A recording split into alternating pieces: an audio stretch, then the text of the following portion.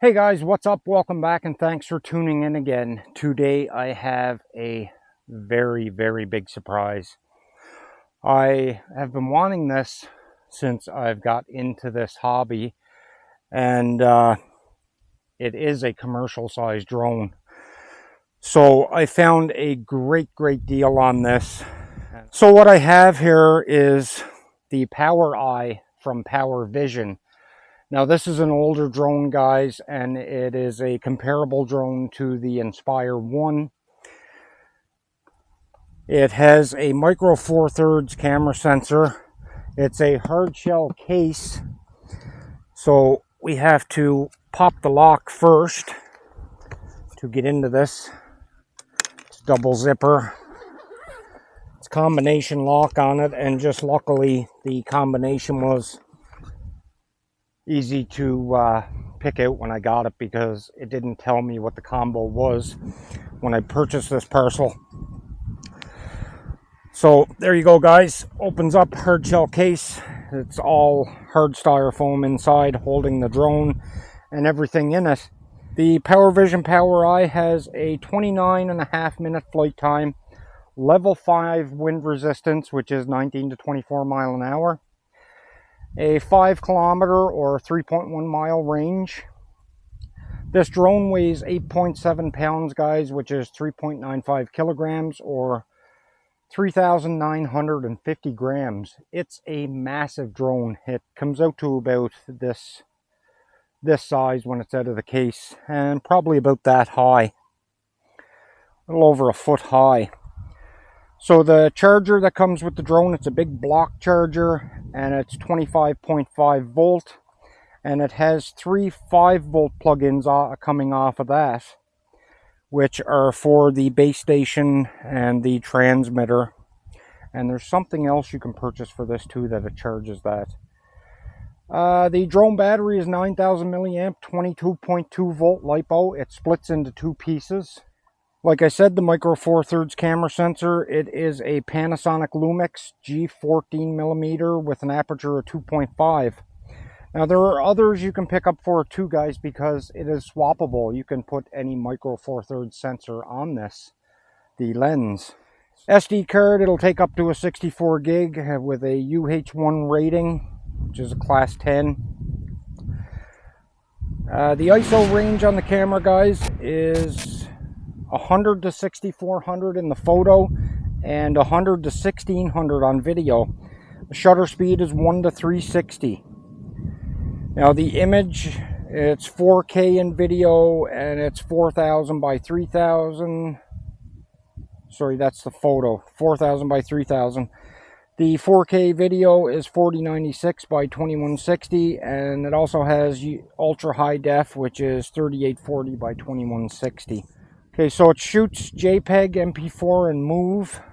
The craft battery is 9,000 milliamp, 22.2 volt. It weighs 1,230 grams. The base station battery is 2,300 milliamp, 3.7 volt. It's a 1S LiPo. And the transmitter battery is a 5,000 milliamp, 1S LiPo, 3.7 volt. So that is everything I have wrote down on this. Let's start unpacking this, guys. Now it is a little bit of a setup time. So to get this out of the case, just pull straight up. We want to take our little foam pads off here. Keep the arms in place. They keep the props in place, I should say. Keep the props from dropping on you when you try to put this in the case. So we have aluminum type locks here. Now this is the part I don't like, is trying to get this foam off of the camera, off of the gimbal. And this gimbal will rotate around 360 degrees from within the app. You can actually turn this camera right around. It's sort of like you can do on the Mavic Air 2 and the Air 2S. You can touch the screen and drag the camera around. So that's pretty cool. Now we got to put the landing gear on. And this landing gear will fold up when you take off, and that's pretty decent. It's like I said, guys, it was a competitor to DJI's Inspire. Check that out, guys. And something I'll show you here before I take off is the size of the motors.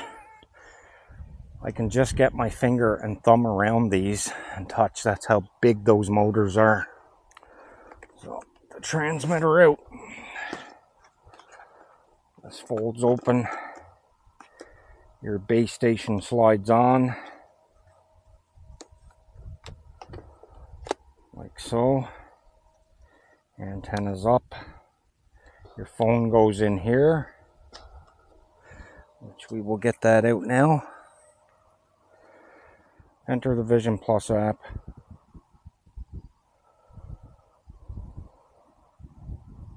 Device is connected. There we go. Start flying.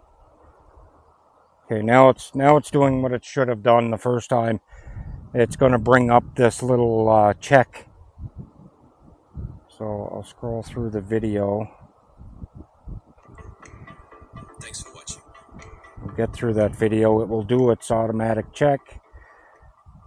And check all the batteries to make sure everything is good. And then it will allow me to continue on and fly. There we go. It just passed everything. Finished self-testing. There we go. Okay, now we're good, guys. Now we are good. So we're on video. Actually, first we're going to switch to the camera. Take a picture. Now it's working. Good. Kind of had me worried like I was going to have to send it back. We're going to have to back up a little bit. The avoidance is still picking us up. So we'll get right about here. I think it says 20 meters or 20 feet. I can't remember, guys. I know this video is going to start to get long here, but should be totally worth it. So now we're into video.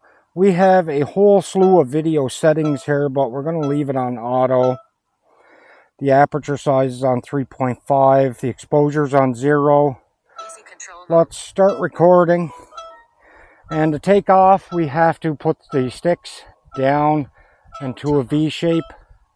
Easy control mode. And then leave it back to normal. And up we go. We've got 15 satellites.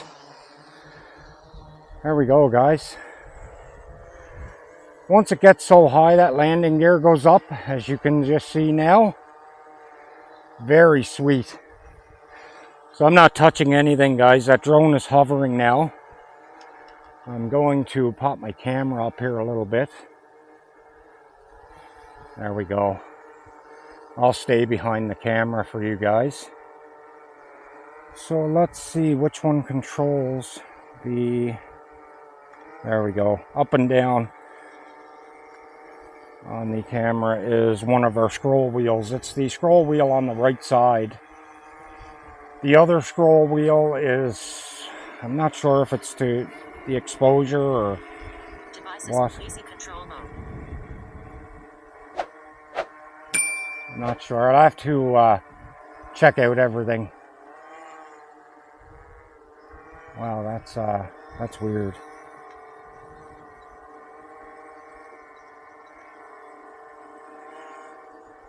Controls are kind of weird here. Left is right and right is left.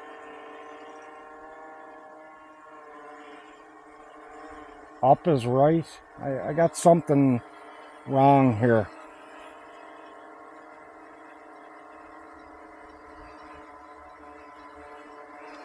I have to figure this out, guys. I've got something wrong.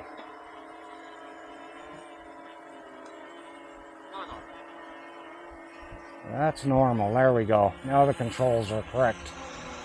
That easy control mode was just weird.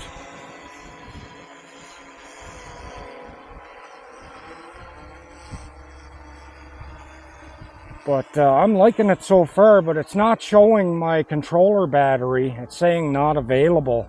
So I may have to try and find a battery to replace this controller battery. Let's put the camera down a little. There you go, guys. Pretty cool. How's the avoidance? I'm not sure if the avoidance works in normal mode. Yeah, it's not picking anything up.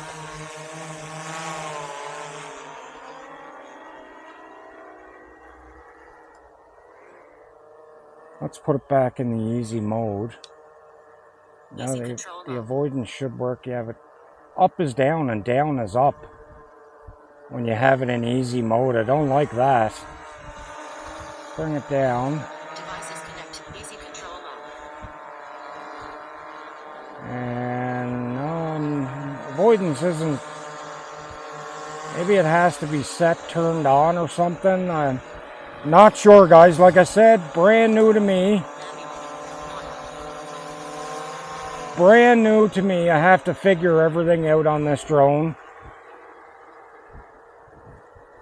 I'm getting a not available on the base station here for the battery. So I've already contacted PowerEye to see if you can even still get batteries for the transmitter and that. Whoa, whoa, whoa, whoa, whoa, whoa, whoa. Nice. The drone just came down, guys. The drone just came down. Landed on the gimbal. Well, so that's not good. It didn't break anything, but it's powered off. The landing gear didn't come down. It's like it wasn't recognizing the battery. It didn't tell me. I guess this thing's going back, guys. Because that's not normal. That shouldn't have happened. I don't want to hold this in my hands and power it on and try and bring the landing gear down.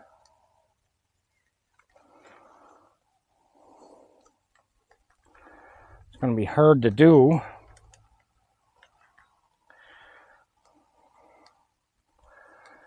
Well, that's a epic failure, isn't it? Well, at least you guys seen what happened on camera here. So that being said, guys, I hope you enjoyed the video and peace out.